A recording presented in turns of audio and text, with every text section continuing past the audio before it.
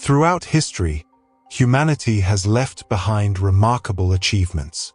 Monuments so extraordinary, they've been remembered as the 7 wonders of the ancient world. The pyramids of Giza, the hanging gardens of Babylon, the lighthouse of Alexandria, each one a symbol of human ambition, creativity, and power. But those wonders belong to the past. Today, we stand on the threshold of a new era, an age defined not by kings or conquerors, but by scientists, engineers, and visionaries. And unlike the wonders carved in stone, this new marvel is alive. It grows. It feeds. It sustains. It is what some are already calling the 8th wonder of the world. Now, I know what you might be thinking. Really? Another wonder? Well, this isn't a tourist attraction. It isn't a monument to wealth or vanity. It's a solution, born out of necessity, for some of the greatest challenges humanity has ever faced. Let me ask you this. Have you ever stopped to think about where your food comes from? The fruit you eat, the vegetables you cook, the grains that fill your plate. For most of us, food is simply there, on the shelves of our supermarkets. But behind that convenience lies a system under enormous strain. Climate change, overpopulation, and resource scarcity are putting immense pressure on global food supply. Traditional farming methods that fed billions for centuries, are struggling to keep up. And so, the question arises, how will we feed the future? That's where the story of the 8th wonder begins. This wonder isn't built on myths or legends. It's not hidden in the sands of time. It's here, now, and it might just be the key to our survival. Imagine this for a moment. Towering buildings in the heart of cities, not filled with offices, but with rows upon rows of lush, green crops. Farms that stretch upward instead of outward. Systems that grow food using a fraction of the land and water. Harvests that arrive fresh, every single day, right where people live. Sounds like science fiction, doesn't it? But it's not. It's science fact. This is the story of vertical farming, the 8th wonder that could change the future. And over the course of this documentary, we'll uncover its secrets. We'll look at why the world desperately needs it, how it works, where it's already making an impact, and what it could mean for the generations to come. Because here's the truth. The ancient wonders were built to inspire awe. This wonder was built to ensure survival. So join me as we begin a journey into a world where technology and nature merge, where food doesn't just come from the land, but from innovation itself. Welcome to The Secret Exposed, the 8th wonder that could change the future. Before we can understand why the 8th wonder is so important, we need to take an honest look at the world we live in today. Let me ask you, have you noticed how often the headlines talk about food shortages, droughts, or climate disasters? It feels like every week there's another story. Crops failing in one part of the world, floods destroying fields in another, or farmers battling extreme heat they've never seen before. This isn't coincidence. It's the reality of a planet under pressure. Right now, more than 8 billion people call Earth home. And by 2050, that number could reach nearly 10 billion. Just stop for a second and think about that. Billions of additional mouths to feed in only a few decades. But here's the problem. Our current food system is already stretched to its limits. Traditional farming consumes about 70% of the world's freshwater supply. Half of all habitable land on Earth is already dedicated to agriculture. And despite this massive effort, millions of people still go hungry every single day. And it doesn't end there.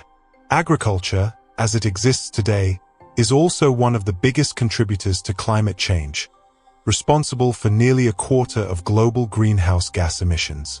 So let's put it plainly, the very system we rely on to survive is also harming the planet we depend on. And the cracks are beginning to show. In parts of Africa, Prolonged droughts have left families without food. In Asia, flooding has wiped out rice fields overnight. In North America, heat waves and wildfires are making farmland harder and harder to manage. Even countries that once felt secure are realizing just how fragile their food supply truly is. And here's something even more unsettling. It's not just the environment. It's economics. Transporting food across oceans, storing it in massive facilities, and trying to keep it fresh for weeks. It's costly, it's wasteful, and it's unsustainable. Nearly 40% of food produced globally is wasted before it ever reaches a plate. So let me ask you, how do we continue down this path? Do we clear more forests to make room for crops? Do we drain more rivers and lakes for irrigation? Do we keep gambling with the future, hoping the planet will somehow keep giving more? Deep down, we know the answer. That path isn't sustainable. Something has to change. And that's why the search for solutions has become more urgent than ever. Scientists, engineers, and farmers around the world are asking the same question. How do we grow more food, with less? This is the context that gave birth to the eighth wonder. A vision not of expanding outward, but upward. A system designed not to exploit nature, but to replicate it in a smarter, more controlled way. Because the truth is this. The crisis we face is not just about food. It's about survival.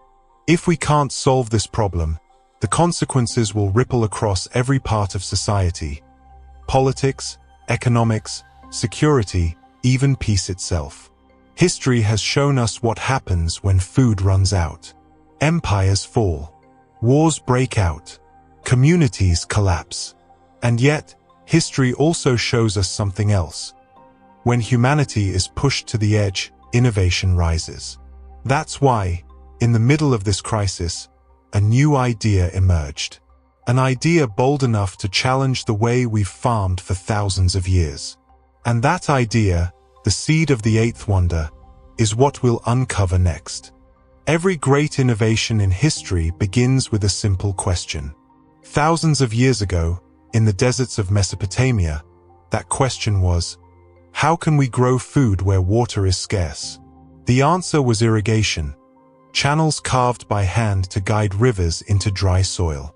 Centuries later, in ancient Egypt, the question was, how can we tame the Nile's floods? The answer was floodplain farming, harnessing nature's cycles. And in the myths of Babylon, the question may have been, how do we bring life to a city built on barren ground? The answer, according to legend, was the Hanging Gardens, a lush oasis, suspended high above the desert floor. Whether myth or reality, that image has haunted humanity for generations. A city that feeds itself, with gardens growing vertically toward the sky. Fast forward to the modern era, and we find ourselves asking a new question.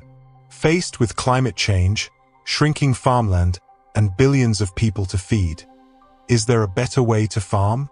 The answer began to take shape in the 20th century. Scientists discovered that plants don't actually need soil to grow.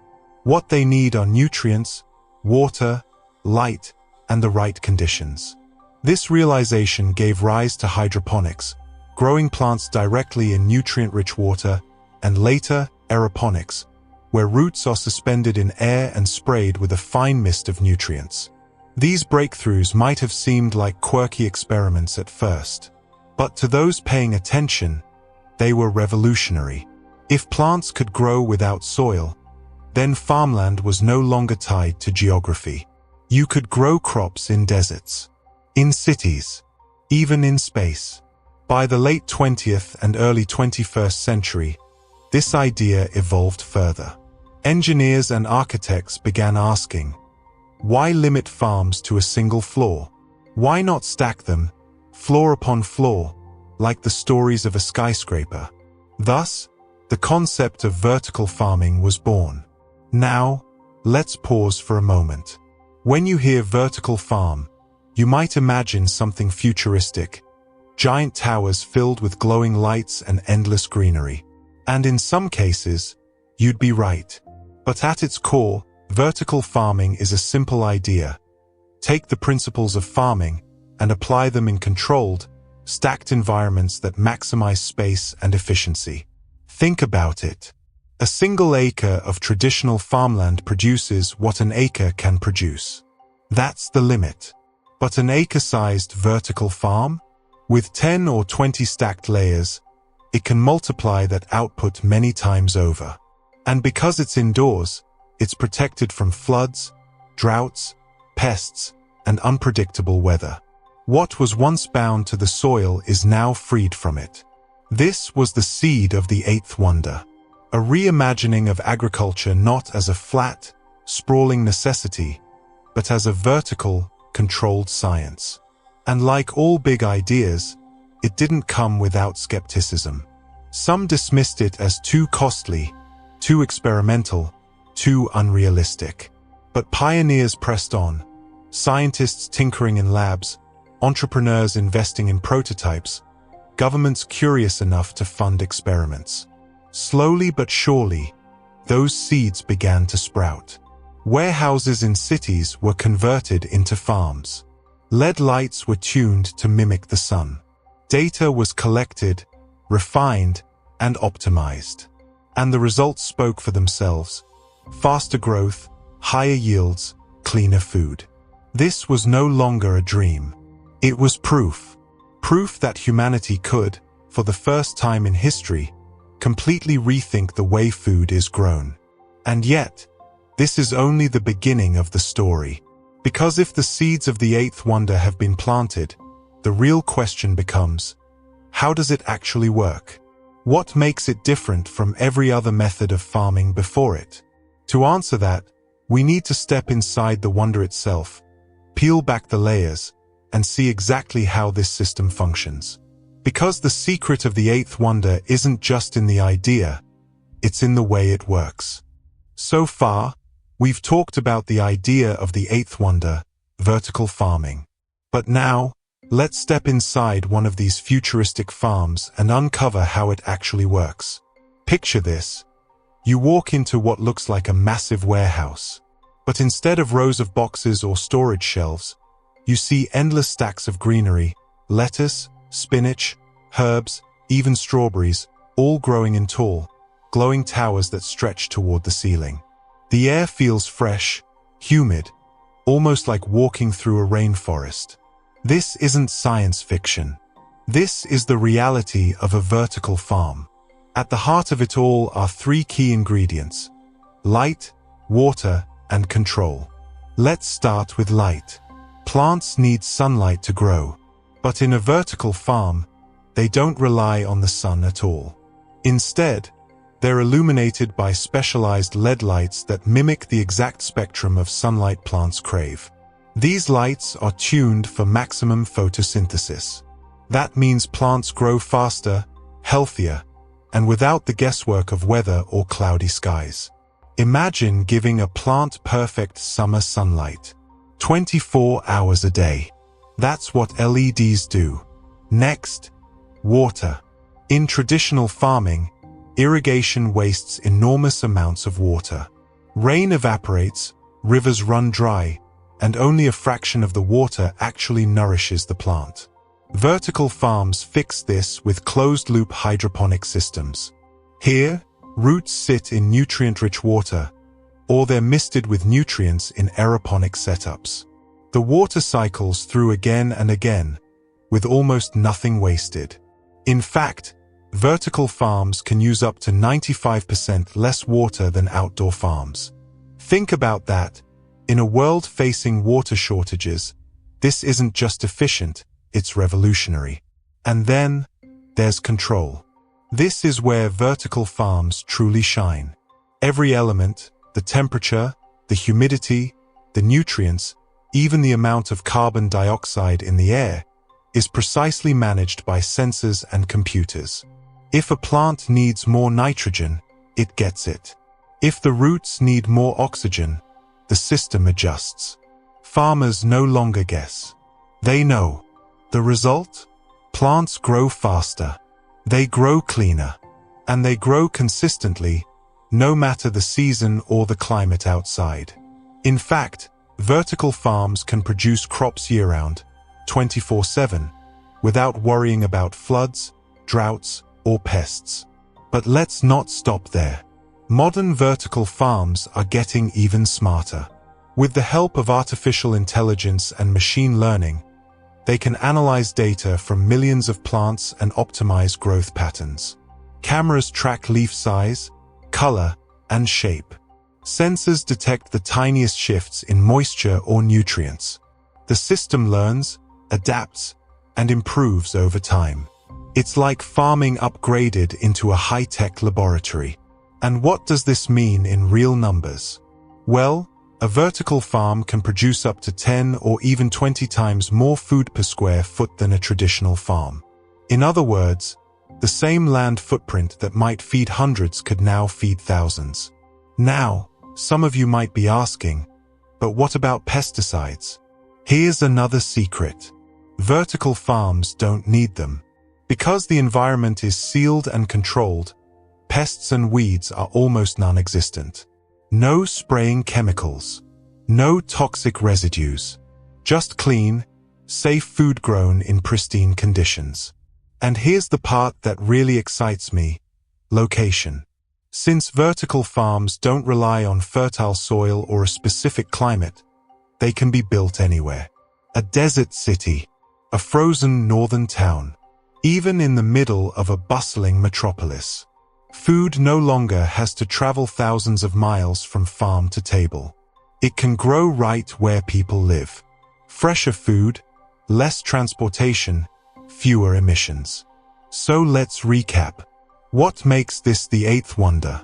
It grows more food in less space. It saves staggering amounts of water. It reduces reliance on pesticides and chemicals. It makes farming possible anywhere on Earth. And it could bring food closer to billions of people. For the first time in history, farming isn't chained to the weather, the seasons, or the soil. Humanity has figured out how to take the essential process of growing food and optimize it from the ground up. But this raises a powerful question. If vertical farming can do all this, what does it mean for the future of cities, nations, and even the planet itself? To answer that, we need to see the eighth wonder in action. Not just in labs or prototypes, but in real communities around the world. Because the true measure of a wonder isn't just how it works, it's how it changes lives. Now that we've uncovered how the eighth wonder works, the next question is, where can we see it in action? You might be surprised to learn that vertical farms aren't just ideas on paper or futuristic blueprints. They're already here, quietly reshaping how food is grown in cities and countries across the world. Let's take a trip. Our first stop, Singapore. This small island nation imports more than 90% of its food. For years, its leaders worried. What happens if supply chains break? What happens if global prices skyrocket? Out of this fear grew innovation. Singapore invested heavily in vertical farming, and today, companies like Sky Greens operate massive vertical towers of vegetables, producing fresh greens right in the middle of the city. In a place with almost no farmland, vertical farms are no longer an experiment, they're a necessity. Now, let's travel to Japan. After the devastating earthquake and tsunami in 2011, parts of Japan faced food insecurity. In response, engineers and entrepreneurs turned abandoned warehouses into vertical farms. Today, Japan is home to some of the most advanced vertical farming facilities in the world. One farm in Kyoto produces over 10,000 heads of lettuce every single day, using a fraction of the land and water that traditional farming would require. The country that once faced a food crisis has become a pioneer in this new agricultural revolution. Next stop, the United States. In cities like New York, Chicago, and San Francisco, vertical farming companies are growing greens in places you'd least expect: abandoned factories, empty shipping containers, even basements. Companies like AeroFarms and Plenty have scaled up production to supply supermarkets and restaurants with fresh, pesticide-free produce. Imagine buying lettuce grown just miles away, instead of trucked in from thousands of miles across the country. That's not just convenience, it's sustainability. Now, let's look to the Middle East. In the deserts of the United Arab Emirates, where temperatures soar and fertile land is scarce, vertical farming offers a solution once thought impossible. In Dubai, one of the world's largest vertical farms, Bustanica, produces millions of pounds of leafy greens every year, right in the desert, using 95% less water than traditional farms. It's not just a marvel of technology. It's survival in one of the harshest environments on Earth. And finally, let's visit Europe. In countries like Denmark and the Netherlands, vertical farming has been embraced as part of a broader green transition. The Netherlands, already known as one of the most efficient agricultural nations on Earth, is taking vertical farming to the next level, developing hybrid systems that combine traditional greenhouses with vertical farming techniques. These systems maximize efficiency, reduce waste, and produce year-round crops that help feed millions. When you look at these examples, a pattern emerges.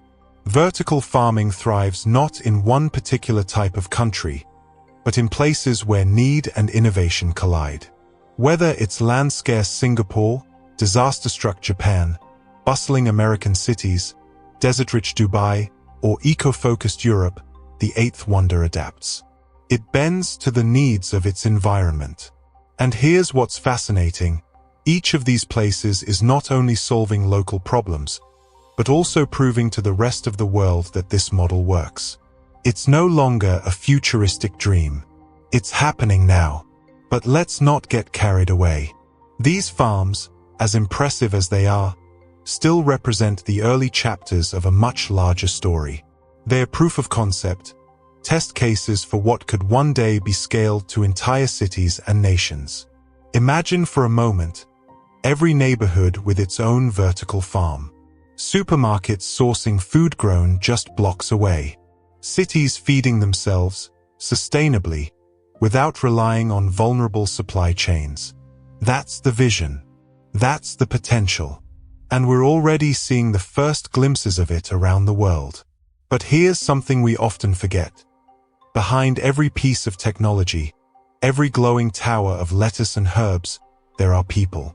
Farmers, scientists, engineers, innovators, ordinary citizens who believed in an extraordinary idea. Because while the eighth wonder may be powered by technology, it is carried forward by human stories. And those stories are what truly bring this wonder to life. When we think of wonders, we often think of stone, steel, or glass. We think of monuments rising high above the earth, as if they were built by giants. But the eighth wonder is different. It isn't only about towers of crops, glowing LED lights, or water systems engineered to perfection. It's about the people who dared to imagine it, and the lives it touches every single day. Let's meet some of them. Take the story of a farmer in the American Midwest. 4 generations, his family worked the land, battling unpredictable seasons and shrinking profits. He once said, "Every year, I feel like I'm gambling with nature." But when he joined a vertical farming project in a nearby city, everything changed. Instead of endless acres of soil, he now works inside a climate-controlled building. No more droughts, no more floods, just data, precision, and the satisfaction of watching crops thrive. It feels strange, he admits, but it feels like the future, and I'm part of it. Now, let's travel to Singapore. In a country where farmland barely exists, a young entrepreneur named Jack Ing decided to think differently. He didn't just build a vertical farm, he built a rotating one. His Sky Greens towers are like giant Ferris wheels of vegetables, turning slowly to share light and water evenly among the crops. His invention doesn't just feed people, it inspires a nation. And then there's the story of Shigeru Shimomura in Japan. After the Fukushima disaster in 2011, entire regions of farmland were contaminated. Many believed agriculture there was finished. But Shimomura refused to give up. He converted an abandoned factory into one of the world's largest indoor vertical farms. Today, it produces tens of thousands of heads of lettuce every day, safe, clean, and chemical-free. For families who lost everything, his work brought hope back to the dinner table. These aren't just farmers or entrepreneurs. They're pioneers. Visionaries who looked at a broken system and said, "We can do better." But the human story doesn't stop with the builders. It continues with the consumers, the people whose lives are quietly being improved by this wonder. Think about a mother in a crowded city. Instead of buying vegetables that travel thousands of miles, she can pick up produce grown just a few blocks away, fresher, safer, and more nutritious for her children. Or a student in Dubai, walking through a vertical farm for the first time, realizing that even in the desert, surrounded by sand and heat, life can bloom. Or even you, watching this documentary right now. Maybe this is the first time you've heard of vertical farming. Maybe it sparks a question in your mind. What could this look like in my city? In my neighborhood? On my street? That's the power of the human story. It's not just about technology. It's about connection. It's about giving people food security, dignity, and hope for the future. And here's something even more remarkable. The eighth wonder is creating new kinds of jobs. Jobs that blend agriculture with technology. Farmers who are also computer programmers. Gardeners who work alongside AI systems. Scientists who measure nutrients as carefully as chefs measure spices. It's a new ecosystem of human effort, all working together to nourish the world. Of course, the road isn't easy. Many pioneers face failure before success. Some vertical farms close because of costs. Others struggle to convince investors that food is worth funding. But behind every setback are people who refuse to quit because they know what's at stake. And that's why this chapter of the story matters so much. Because when we talk about wonders of the world, it's easy to focus on the spectacle. But the true wonder isn't the structure. It's the spirit. The courage to imagine something different. The determination to make it real. The humanity that beats at the heart of every great achievement. So the next time you see a glowing vertical farm, remember this. Behind the walls, behind the towers of greenery, there are people. Dreamers, builders, farmers, innovators. And their story is our story. Every wonder in history has faced its critics. The pyramids, built at enormous human cost. The Great Wall of China, called a wall of suffering by some. Even the Eiffel Tower was once considered an eyesore before it became a global icon. The eighth wonder, vertical farming, is no different.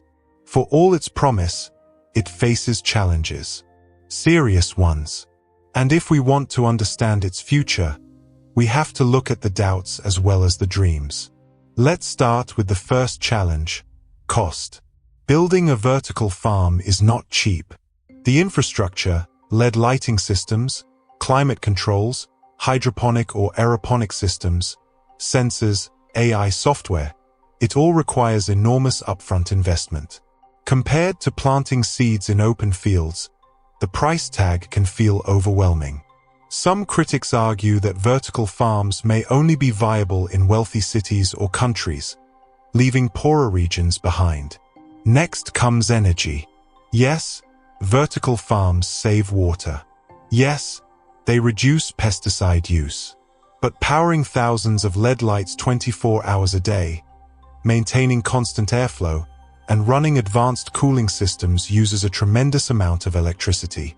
If that energy comes from fossil fuels, are we really helping the planet, or just shifting the problem?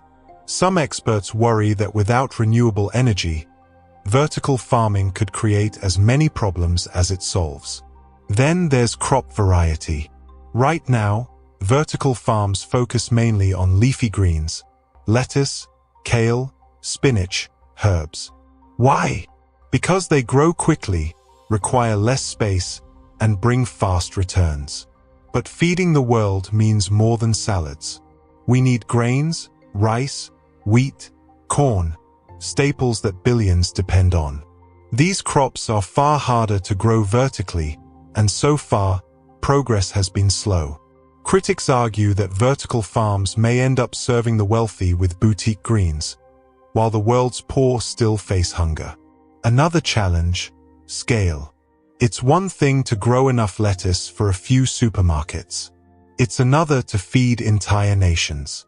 The question remains, can vertical farming ever scale up to meet global demand?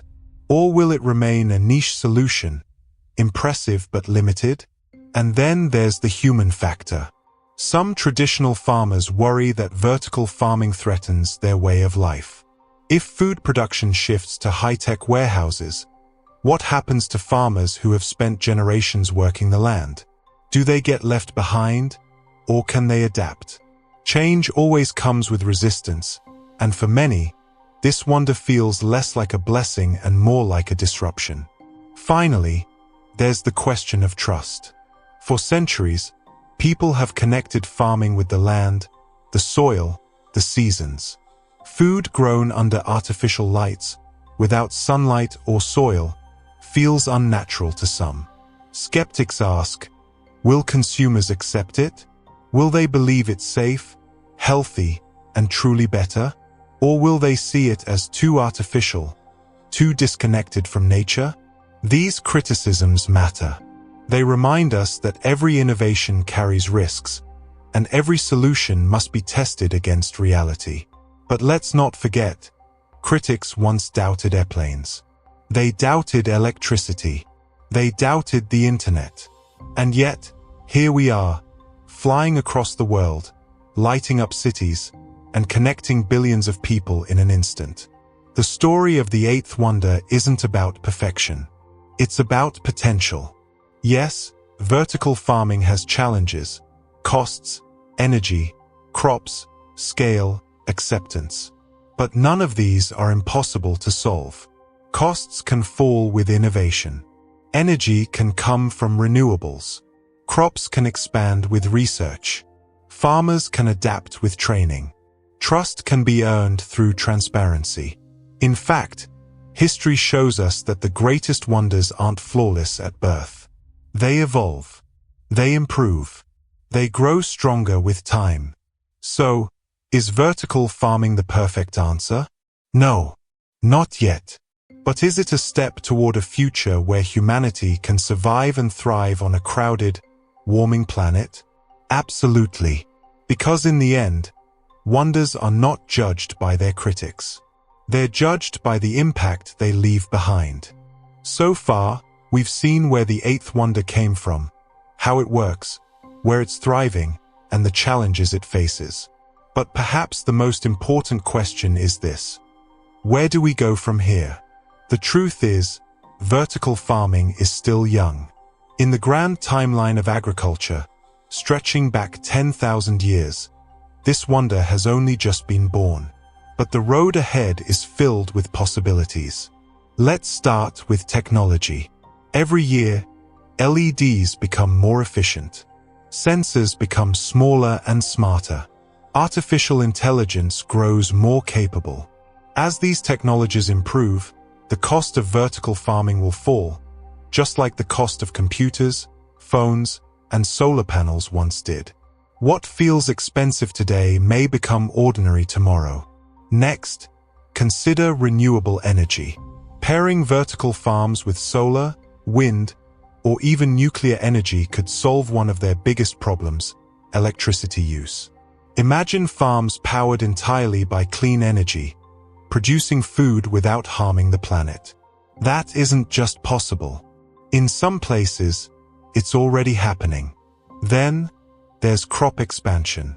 Right now, leafy greens dominate. But researchers are experimenting with strawberries, tomatoes, cucumbers, even grains. With advances in genetics and plant science, crops once thought impossible to grow indoors may one day flourish in vertical towers. Imagine rice paddies stacked into skyscrapers, or wheat fields stretching upward into the clouds. It sounds ambitious, but so did flying once. The road ahead also points toward integration. Vertical farms don't have to replace traditional farming. They can complement it. Large-scale farms may still provide grains and livestock, while vertical farms focus on fresh produce in urban areas. Together, they could form a hybrid system, a resilient, flexible food network that can withstand climate change, population growth, and global crises. But perhaps the most exciting vision is urban transformation. Picture this: cities where every neighborhood has a vertical farm, where skyscrapers are not just homes or offices, but living ecosystems that produce food for the people inside, where schools teach children about science, sustainability, and nutrition in classrooms connected to farms right next door. Imagine walking past a grocery store in your city and knowing that the lettuce on the shelf was harvested that morning, just blocks away. Or dining in a restaurant where the chef picks herbs grown on the building's rooftop. This isn't a distant fantasy. Cities like Tokyo, New York, and Dubai are already taking steps in this direction. Now, let's think even bigger. The road ahead doesn't stop on Earth. NASA has already tested hydroponics and vertical farming concepts for space missions. If humanity ever colonizes the Moon, Mars, or beyond, we will need a way to grow food without fertile soil or natural sunlight. Vertical farming may not only feed Earth's billions, it may also feed pioneers among the stars. In that sense, the eighth wonder could become humanity's passport to survival across the universe. But let's bring it back home for a moment. Because the future of this wonder doesn't depend only on technology. It depends on us. Governments will need to invest. Investors will need to take risks. Farmers will need to adapt. Consumers, you and me, will need to accept and support food grown in new ways. It's a collective effort. And it's not just about solving hunger. It's about solving climate change, resource scarcity, and inequality, all through the power of food. The road ahead is not without obstacles. There will be failures, bankruptcies, and setbacks. There will be resistance from those who fear change. But history tells us that when humanity faces great challenges, it finds great answers. And that's why the eighth wonder matters so much. Not because it's perfect today, but because it shows us what's possible tomorrow. The road ahead isn't just about farming. It's about reimagining the relationship between people, technology, and nature. It's about building a future where we don't just survive, but thrive. Thousands of years ago, the wonders of the world were built as symbols of power, wealth, and ambition. The pyramids, the Colossus, the Great Wall, they were designed to impress, to endure, to make a statement. But today, the eighth wonder is different. It isn't a monument to kings. It isn't a symbol of conquest. It's a lifeline. The truth we've uncovered on this journey is simple, but profound. This wonder exists not to glorify the past, but to safeguard the future. Think back to everything we've explored together. A planet in crisis, struggling to feed billions. An idea born from necessity, farming upward instead of outward. The science of light, water, and control transforming the way we grow food. The examples around the world, Singapore, Japan, America, Dubai, Europe, each proving that this vision can work. The human stories of farmers, innovators, and dreamers who dared to reimagine what food could be. The challenges, costs, energy, scale, that remind us nothing great comes without struggle. And the road ahead, filled with possibilities we can barely begin to imagine. Now, here's the revelation. The eighth wonder isn't just vertical farming. The real wonder is us. Humanity, our ability to adapt, to innovate, to rise in the face of crisis and create solutions that once seemed impossible. For centuries, we've believed that wonders are monuments carved in stone. But the true wonders are the ideas that sustain us, the inventions that carry us forward, the choices we make to protect life itself. So the next time you hear the phrase wonder of the world, remember this. It's not always something you travel to see. Sometimes, it's something that feeds you, something that nourishes your family, something that ensures there will be a tomorrow. And maybe, just maybe, the greatest wonder isn't what we build. It's what we grow. As we close this journey, let me leave you with a question. What if the story of the eighth wonder isn't just about technology or farming? What if it's a story about us, about who we are, and who we want to be as a species? Because in the end, this wonder doesn't just change the future of food. It changes the future of humanity. And perhaps that's the greatest secret exposed, that our survival, our prosperity, our very future, can be built not from stone or steel, but from seeds, light, and imagination. This is the eighth wonder. This is the secret that could change the future.